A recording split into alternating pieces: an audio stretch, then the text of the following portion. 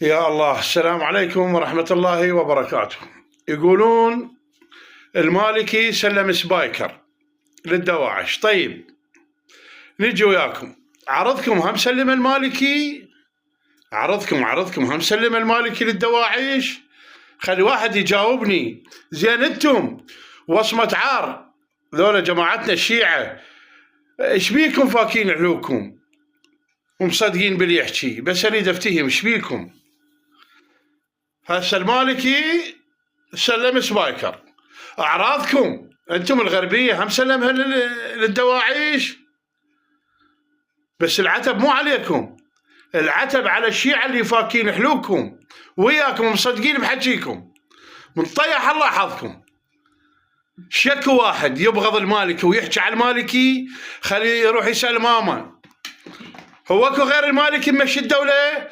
والله العظيم ماكو غير المالكي. زين، ما تستقيم الدوله الا بالمالكي. الجليل الصحابي نوري كامل المالكي سلام الله عليه. زين عمي، هذا من الصحابه ترى، لا عبالك شويه ابو سراء. على كيفكم عمي، على كيفكم بالتسخير. خلونا ناكل لنا خبزه ونعيش، خلونا نعيش ناكل لنا خبزه. جاكم ابو الخير نقول شو تريدون لعد؟ شو تريدون؟ يا ترضون عنه؟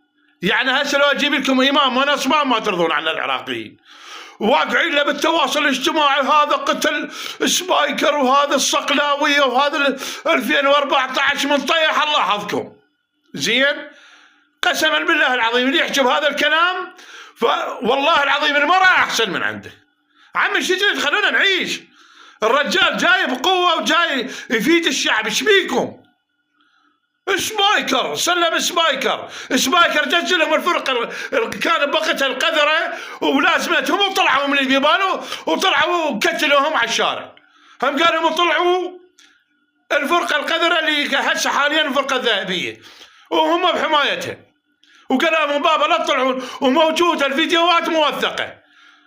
زين، لا تطلعون انتم بحمايتنا. خلوا طفروا وكذوهم على الشارع جماعه البو ناصر والبو عجيل وكتلوهم. التكارت اللي هسه احسن من عندي انا بني الجنوب عايشين.